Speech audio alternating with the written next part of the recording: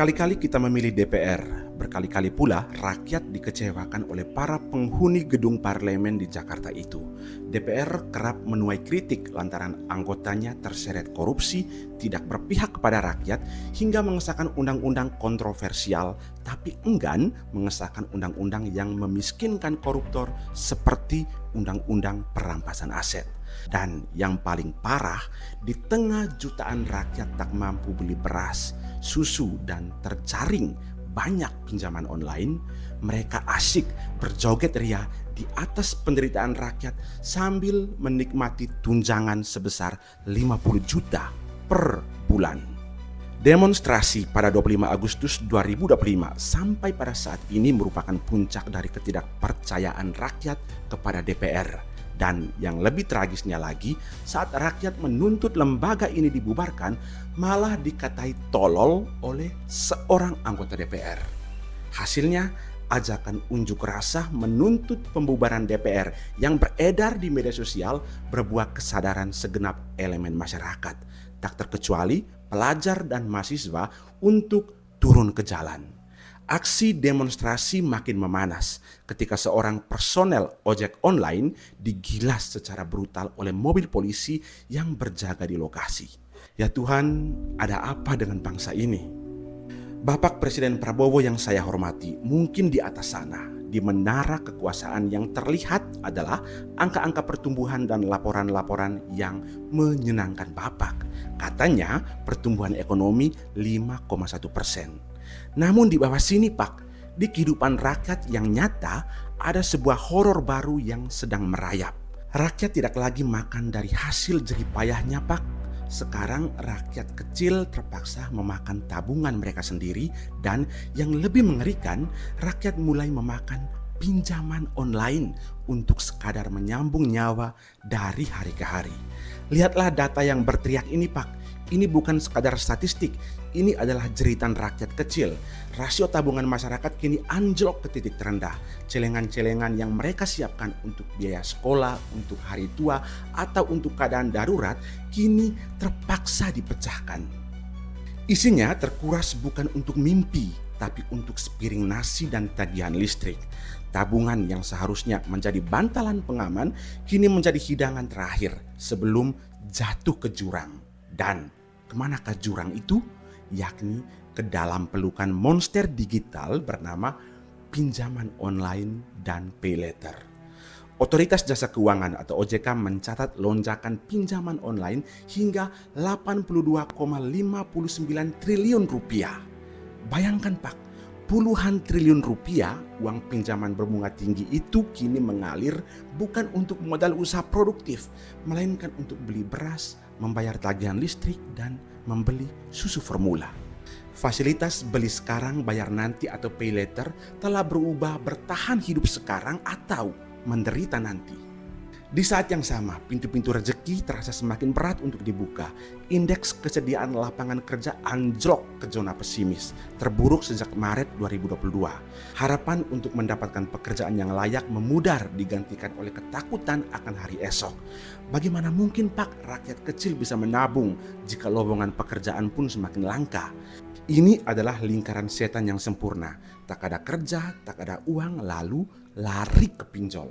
Maka jangan heran jika aktivitas di Pegadaian juga melesat lebih dari 32%. Cincin kawin, BPKB motor, hingga ijazah sekolah kini berpindah tangan ke loket-loket gadai. Nafas rakyat kecil makin sesak Pak oleh bunga pinjaman yang terus mencekik.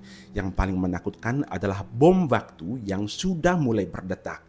Rasio kredit macet dari pinjaman-pinjaman online itu terus naik. Artinya semakin banyak orang yang tidak sanggup lagi untuk membayar. Mereka terperosok ke dalam lubang utang, diteror oleh debt collector, dan dipermalukan di media sosial. Itu fakta Pak, banyak pinjaman online sekarang yang mempermalukan nasabahnya karena tak mampu membayar, dan mereka itu dipermalukan di media sosial. Karena itu Pak, bubarkan saja itu DPR MPR. Sejarah mencatat lembaga ini pernah dibubarkan oleh Bapak Proklamator Presiden Soekarno melalui dekret yang dikeluarkan pada tanggal 5 Juli 1959 yang memberlakukan kembali Undang-Undang Dasar 1945. Pada tahun 1960 DPR resmi dibubarkan karena tak sejalan dengan pemerintah lalu melahirkan demokrasi terpimpin. Ini menarik karena terlepas dari berbagai kepentingan saat itu, Bung Karno sudah membaca jauh ke depan bahwa demokrasi tidak akan berjalan adil jika diterapkan dalam masyarakat yang masih miskin dan berpendidikan rendah. Itulah sebabnya juga filsuf besar seperti Plato menempatkan demokrasi itu sebagai pilihan terakhir. Tak hanya Bung Karno, Gus Dur juga hampir membubarkan DPR MPR. Gus Dur pernah mengeluarkan dekret Presiden 23 Juli 2001 yang bertujuan menjaga stabilitas negara karena gejolak politik. Ada 3 hal yang dimuat Gus Dur dalam dekretnya, yakni membekukan MPR-DPR, mengembalikan kedaulatan rakyat, dan mengambil tindakan serta menyusun badan yang diperlukan untuk menyelenggarakan pemilihan pemilu dalam waktu 1 tahun, dan yang terakhir menyelamatkan gerakan reformasi total dari hambatan unsur-unsur Orde Baru. Saya sendiri sudah berulang kali menyampaikan ini, bahwa langkah selanjutnya adalah kita harus kembali ke demokrasi terpimpin. Pernyataan ini bukan asal-asalan saya, tapi lahir dari suatu permenungan yang mendalam atas sejarah bangsa. Saya tidak anti demokrasi, tapi justru menguatkan demokrasi yang sejalan dengan budaya dan karakter bangsa kita. Karena itu, tolong dengarkan video yang sudah saya buat 11 bulan lalu ini secara saksama. Saat ini kita menganut sistem demokrasi dan makin ke sini kita lebih condong ke demokrasi liberal ala Amerika dan Barat. Coba kamu bayangkan, di tengah situasi kemiskinan, goncangan kebudayaan dan rendahnya tingkat pendidikan masyarakat, kita disuguhkan dengan sistem demokrasi liberal yang menekankan persaingan individu dan kebebasan. Hasilnya, ketimpangan antara orang miskin dan orang kaya, dan orang pintar dan berpendidikan rendah semakin menganga lebar. Yang miskin terus miskin dan yang kaya semakin bertambah kaya. Demokrasi mengalami kemunduran secara substansial karena terjebak dalam ongkos politik yang sangat mahal. Akibatnya ruang politik banyak diisi oleh orang-orang kaya yang memanfaatkan kemiskinan masyarakat untuk ditukar dengan uang. Ini fakta loh. Jika kamu punya sedikit waktu saja untuk berbaur dengan orang-orang kecil, sudah lumrah mendengar cerita maraknya politik uang dalam setiap perhelatan pemilu. Ada dari antara mereka yang bahkan menceritakan kejadian itu dengan senang dan menganggap politisi yang gemar bagi-bagi duit itu sebagai pahlawan penolong. Lantas, apa mereka salah? Saya adalah orang yang paling tidak setuju jika menyebut rakyat salah karena menerima atau meminta-minta uang dan sembako. Justru, sistemlah yang membuat mereka terus bahkan semakin miskin sehingga tidak punya posisi tawar yang kuat dalam menentukan pilihan politik. Rakyat dimiskinkan oleh sistem yang membuat mereka mau tidak mau harus menukar suara dengan uang. Sudah bisa ditebak bahwa ongkos politik yang mahal ini pasti akan melahirkan pemimpin yang korup dan tidak pro rakyat. Partai politik yang seharusnya mengedukasi masyarakat malah terjebak dalam pragmatisme akut yang hanya berpikir meraih kekuasaan, uang, dan kenikmatan tubuh. Lantas, siapa yang salah? Apakah rakyat atau politisi? Sayangnya dua-duanya tidak salah, baik rakyat maupun politisi justru menjadi korban dari sistem demokrasi yang sangat berwatak kapitalistik dengan uang sebagai berhala utamanya. Teman-teman, menurut saya kita sudah salah mengartikan demokrasi. Kita boleh berbangga karena berhasil menumbangkan rejim Orde Lama dan Orde Baru, tapi kita lupa untuk menghasilkan sistem yang benar dan sesuai dengan corak masyarakat Indonesia.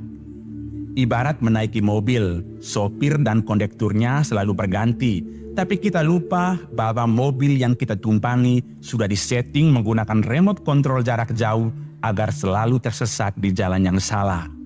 Dengan kata lain, kita dipaksa bermain di lapangan lawan di mana di setiap area sudah dipasangi jebakan. Ya, pasti akan selalu kalah. Lalu sistem apakah yang cocok dengan corak bangsa Indonesia? Bung Karno sudah jauh hari mengutarakan hal ini. Corak bangsa Indonesia adalah sosialisme, bukan demokrasi liberal. Dasar paling utama dari sosialisme Indonesia itu adalah gotong royong. Itulah sebabnya dalam pidato 1 Juni, Bung Karno menyebut, jikalau kalian tidak terima dengan 5 sila, maka kita peras lagi menjadi trisila. Dan jika kalian juga tidak menerima trisila, maka kita punya ekasila. Dan ekasila itu adalah gotong royong. Namun dalam sistem demokrasi liberal, kita dipaksa untuk tercabut dari akarnya. Gotong royong terus dirongrong oleh demokrasi liberal yang menekankan persaingan individu, dan praktek itulah yang mengakar dan terjadi sekarang ini. Sayangnya Bung Karno jatuh duluan sebelum konsep sosialisme Indonesia itu terwujud. Ia sadar sosialisme murni yang dikenal dengan komunisme juga banyak kelemahan. Karena itu ia bermaksud mengkawinkan konsep sosialisme itu dengan kapitalisme. Maka lahirlah 5 sila Pancasila sebagai jalan tengah. Bahkan dalam sila keempat sudah jelas diterangkan, demokrasi kita adalah demokrasi permusyawaratan, bukan liberalisme demokrasi. Sayangnya lagi, rejim Soekarno terjebak dalam perang dingin antara kapitalisme barat dan komunisme Rusia. Ia tumbang karena Indonesia menjadi arena perebutan hegemoni blok barat dan blok timur, di mana puncaknya melahirkan peristiwa G30S PKI tahun 65. Sistem Orde Lama pun direset ke titik nol. Konsep dan penerapan Trisakti Bung Karno, kedaulatan di bidang politik, berdikari di bidang ekonomi dan berkepribadian secara budaya seakan lenyap. Padahal jika hal ini dijalankan, maka pasti rakyat sudah pintar dan sejahtera. Kita pun bisa siap menghadapi dinamika globalisasi dan mampu bersaing dalam sistem demokrasi liberal. Hal ini diperparah lagi dengan kehadiran rejim Soeharto. Soeharto membuka keran investasi asing di tengah Trisakti Bung Karno yang belum dijalankan secara matang. Inilah titik awal kehancuran Indonesia. Kita belum berdikari secara ekonomi, tapi dipaksa untuk bersaing dengan investasi asing yang makin menggurita dalam setiap sendi kehidupan kita. Di saat yang sama, Soeharto gencar meminjam uang untuk pembangunan fisik, tapi lupa membangun budaya atau manusianya. Maka tahap selanjutnya kita belum berkepribadian secara budaya, tapi dipaksa untuk bersaing dengan kebudayaan barat yang juga terus mengakar kuat. Jika ekonomi dan budaya sudah tergerus selama 32 tahun Soeharto memimpin, maka kedaulatan di bidang politik juga ikut tergerus. Situasi ini pun makin tak terkontrol oleh gelombang reformasi tahun 1998. Selama 32 tahun dikekang Soeharto, membuat kelas menengah Indonesia berontak menginginkan kebebasan.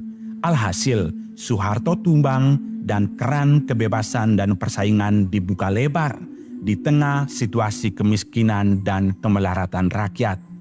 Demokrasi pun semakin liberal dan kapitalistik. Jurang kemiskinan makin menganga dan kita terus memaksakan diri kita hidup dalam sistem tersebut. Menurut Anda, apakah ini yang dinamakan dengan sebuah kemajuan atau malah kekonyolan? Kita sudah salah. Negara ini tidak akan maju jika berkembang dalam sistem demokrasi saat ini. Kita butuh jeda sejenak, butuh menarik nafas sebelum kita terus berlari tak karuan di lapangan lawan, lalu pada akhirnya mati kehabisan nafas sebelum Indonesia genap 100 tahun pada 2045. Karena alasan inilah yang membuat saya membayangkan untuk menonaktifkan sistem demokrasi liberal untuk sementara. Kita bangun kembali Trisakti Bung Karno, tapi dalam konsep demokrasi terpimpin di bawah pimpinan Prabowo Subianto.